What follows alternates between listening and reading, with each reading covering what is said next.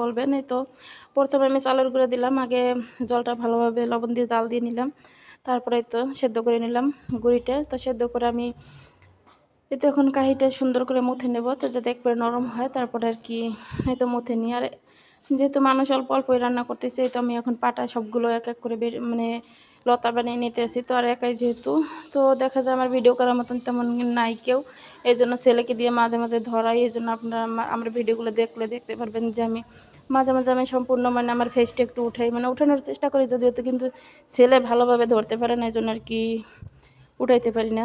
তো দেখা যায় ভিডিওটা ধরতে পারি না, কাঁপাই কাঁপাই এরকম করে।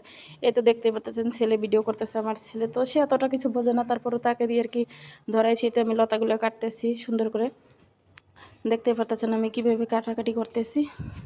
তো এক এক করে সবগুলো কেটে নেবার, এদিকে আমি ভাত বসাইছি, ভাত তরকারি রান্না করতেছি, যেহেতু আমি রাত্রে পিঠাটা বানাইতেছি, তারপরে ভাত তরকারি রান্না করতেছি এদিকে।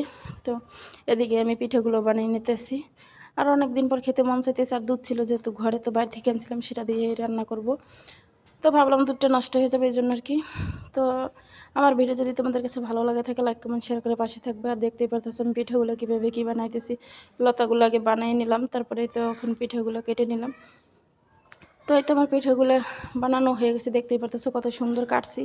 একবারে সব কটা পিঠে একবারে একরকম হয়েছে, আর একবারে দোমাতা সুচালু হয়েছে। তো অনেকগুলো পিঠা বানালাম, তো বানাইতে বানাইতে তো বানানো শেষ, তারপরে তো রান্নাবান্না চলে যাবো। দেখতে পারতেছি একবারে 1 প্লেট পিঠা হয়েছে, আর আমার পিঠেগুলো বানাইতে 1.5 ঘন্টা সময় লাগছে, বেশি সময় লাগছে না যদিও।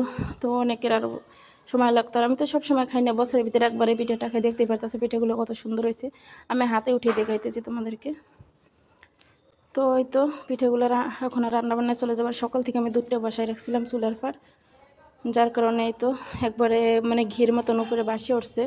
মানে অনেকে বলবে যে তেল দিচ্ছি, যদিও সরিষার তেল, মনে কি সেরকম লাল লাল দেখা যায়, একবারে হলুদ দেখা যায়। যেহেতু সকাল থেকে ভাবছিলাম রান্না করবো, তো চিনি ছিল না, এই জন্য আর কি। তো চুলার পর বসাই রাখছিলাম, তো একবারে বড় একটা সর পড়ছে। আর কোনো দুধে কোনো মানে জল মিশিয়েছি না, শুধু দুধ দিয়ে রান্না করবো, এই জন্য দেখতেও সুন্দর লাগে। এই তো 2টা দারচিনি আর 3-4টা এলাচ দিয়ে দিলাম, যার কারণে সুন্দর একটা ফ্লেভার আসবে। আর এই যে 1 বাটি চিনি দিয়ে দিলাম। তো বাটিটা অনেক বড় যদিও, কিন্তু চিনিটা আর একটু মানে কম দেব, মানে আমি একটু কম চিনি দেবো, যার কারণে মিষ্টিটা কম হলে একটু পিঠেটা ভালো খাওয়া যায়, একটু বেশি খাওয়া যায়, যার কারণে। এই তো এখন এক এক করে জাল হয়ে গেছে, যেহেতু আমি এখন পিঠেগুলো সবগুলো পিঠে দিয়ে দেবো। তো এতে পিঠেগুলো দিয়ে দেবো, তারপরে কিছুক্ষণ জাল দেবো। আর অনেকে দেখা যায় অনেক সময় এই পিঠাটার মধ্যে গুঁড়ি ব্যবহার করে, মানে কাঁচা গুঁড়ি দিয়ে দেয় যেহেতু ঘন হওয়ার জন্য, কিন্তু আমি এই তো এই চালনিটা দিয়ে সেলাই নিচ্ছি সবগুলো গুঁড়ি একটু একটু করে, মানে দেখা যায় একটু যদি থাকে সেটাও পড়ে গেছে। আর এই তো আমি এখন জাল দিলে পরে এমনিতেই ঘন হয়ে যাবে এটা, দেখতেই পারতেছেন। এখন দিছে বলক এলে পরে আস্তে আস্তে পিঠাটা ঘন হয়ে যাবে, আর এই তো বলকানোর সাথে সাথে পিঠাটা ঘন হয়ে যাবে। তো বলক হইতে যতক্ষণ দেরি লাগবে, তারপর আর কি এই তো আস্তে আস্তে বলক হইতেছে। আর এই তো বলকানোর সাথে সাথে দেখতেই পারতেছেন আপনারা পিঠাটা আস্তে আস্তে ঘন হয়ে যেতেছে। এই তো আমি চামচে করে উঠিয়ে দিয়ে খাইতেছি। তো এই তো এখন আমি অফ করে দিছি, যেহেতু আমার ঘন হয়ে গেছে।